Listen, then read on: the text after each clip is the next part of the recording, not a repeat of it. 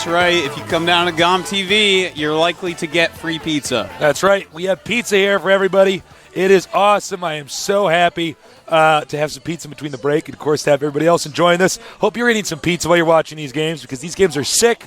It is a party down here. Pizza's actually excellent. It is so good. TVT, especially pizza, yeah. Eat it slowly. It's a slower matchup, except for that last game. We're going to go on to game number 3 here in a minute on Chakras Plateau. Huge map. Yeah, massive map. Yeah, this is...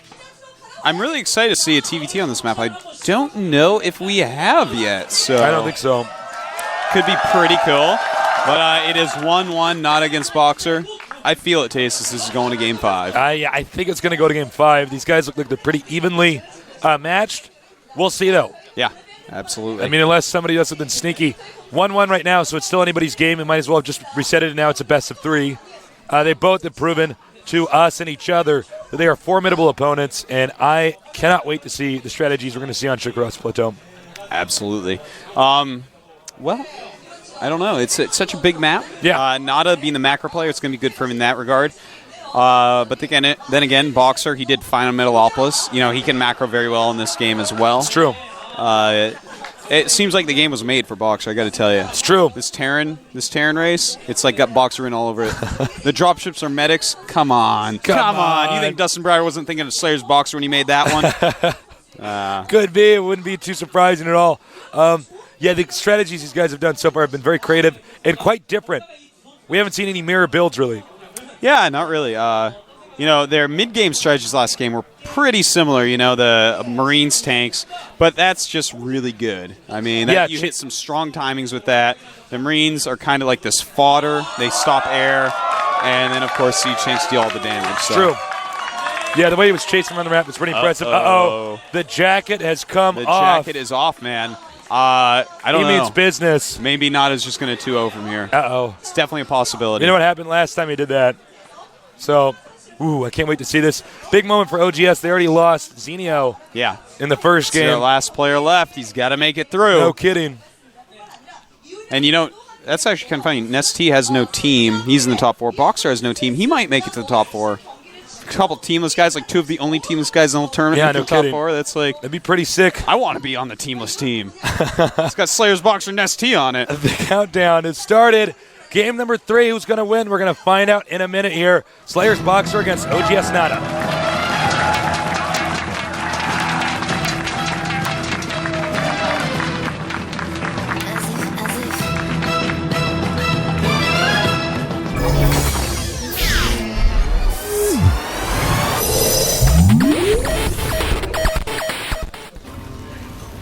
In the red, the Emperor himself. He won that game pretty easily. His name is? Imyohan, Slayer's BoxeR. In the blue. Oh, hold on. A lot of cheering going on down here. In the blue, the most consistent pro gamer of all time. Junior, OGS NaDa. You know, I've got some bad news, everyone. On this Chakras Plateau map, if you look at the mini-map, that top area starting at the Zelnaga Watchtower, that is Bebop's head from the Ninja Turtles. Oh, yeah, look at that. Yeah. Right there. And if you take a look down here, you see the face. Yeah, the smiley face on the map. He's smiling and handing a gem to Bebop. Yeah, you can't unsee that. Sorry.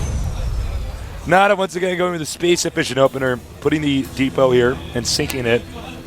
Again, BoxeR, not much we could say about this depot placement, but he does seem to make it hug the refinery. Both of them going for barracks at the same time. People cheering over that. And both getting gas as well. You know, this is a map that the very fast expansion could be quite good on, but both instead opting for that gas. Looks like Slayer's BoxeR is going to be the first to scout. It's a big map. We could see this map cut in half, as is in many StarCraft 1 TBTs. Yeah.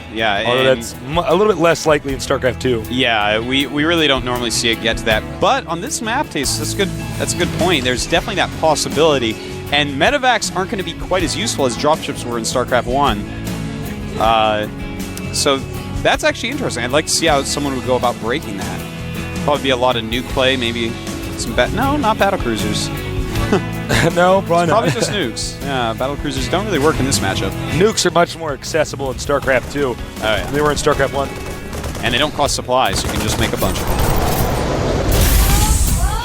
Mules landed at almost the identical times here. As you can see, they're almost neck and neck right now. In fact, when you're playing TVT, a really good trick is... Oh, kills off the SCV, but as I was saying, a really good trick is as you drop down your mules, you just keep your mule timings up and you check around the map and you can actually see mules fall through the fog of war. So I didn't know that. You can scout people's positions, you can scout hidden bases, because people normally drop the mules at the same time if they're really good. Oh, that's smart. Yeah. Oh, that's so smart. I didn't know that. Yeah. There you go. You just learned me something, Artosis. I love learning new stuff, Daceless. Factory on the way here for both of these fine players. NaDa with about a second lead on his factory.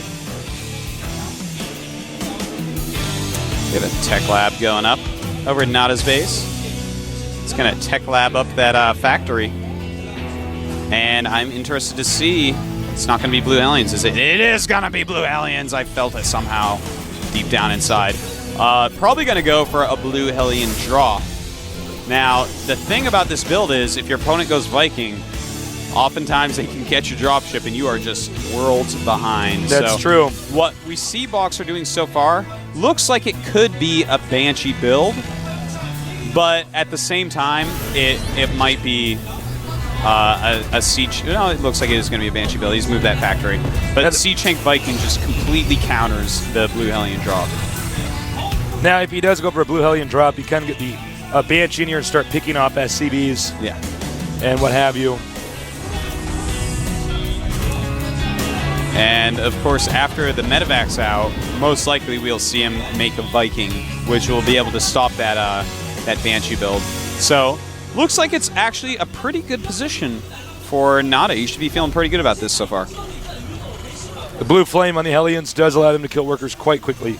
Remember, the SCVs are much weaker in StarCraft 2 compared to StarCraft 1, and they don't heal just like StarCraft 1. And Blue Hellions actually are worker killers. They're pretty sick. If they get in there, even if you're attacking them, you're going to lose so much.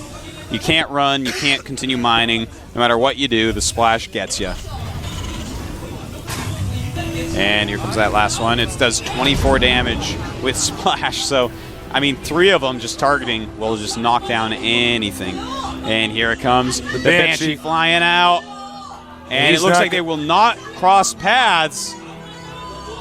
Uh-oh, BoxeR. Goodbye, BoxeR. Now, is he going to be prepared for this? This is going to be gross. This is going to be gross. And just Marines out.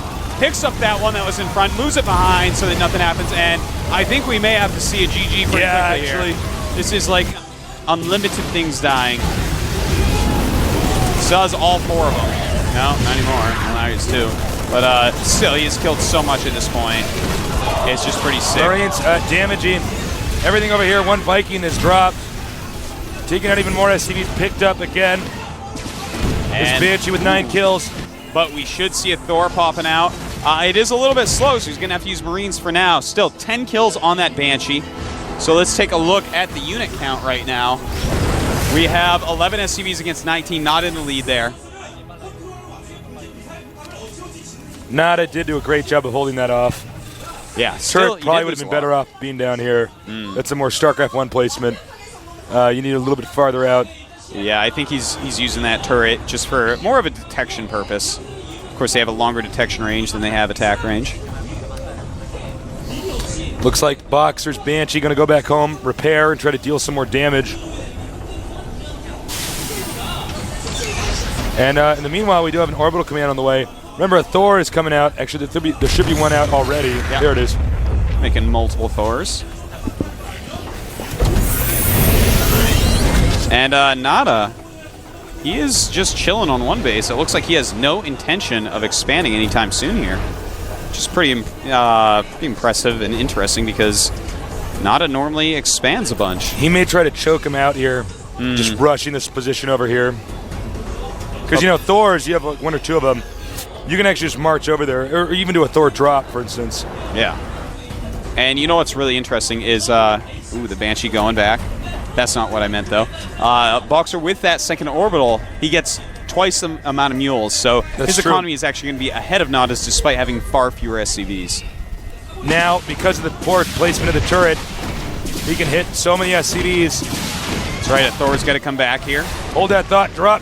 Nothing in that drop. Looks like he just wants to scout with it. Because he's actually doing a counterattack over here towards the main. Thors and SCVs.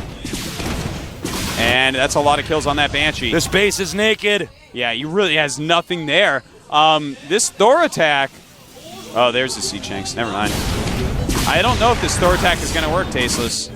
It's going to depend on if the SCVs can repair right, the Thors can target fire right. Remember, the Blue Flame Hellions, if they aren't shot at right away, will melt the Marines. Tanks are not in siege mode.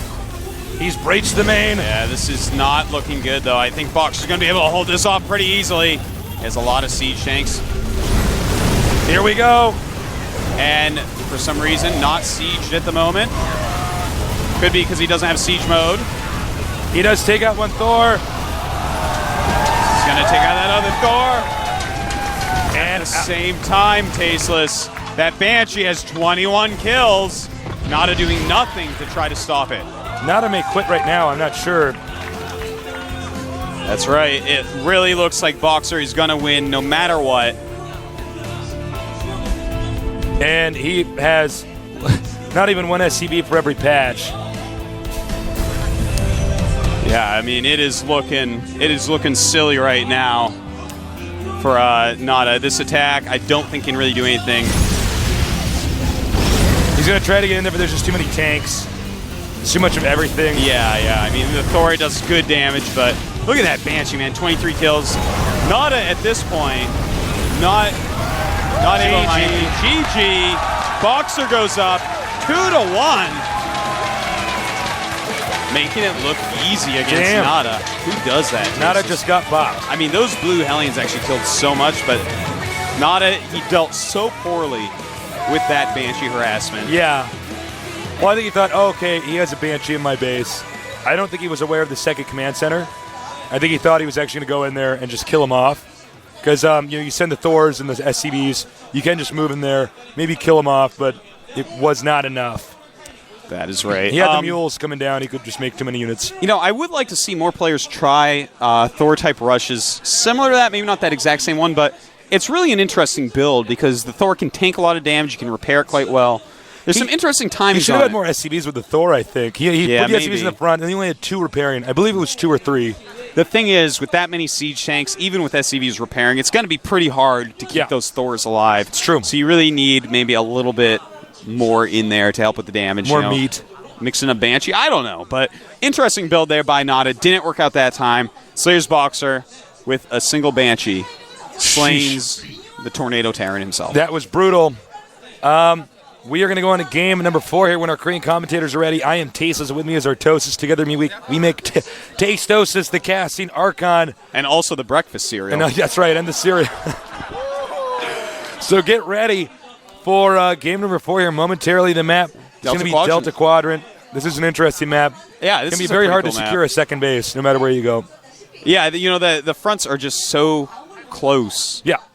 It's really easy to siege up. But, you have that base behind you. So if you take your front one first, have a good defense, you can take the third one. But the thing is, you can get contained if you're really busy expanding. So an interesting map. A lot of places drop. Game looks like it's about to start, though, Tasteless. Let's get ready for game number 4.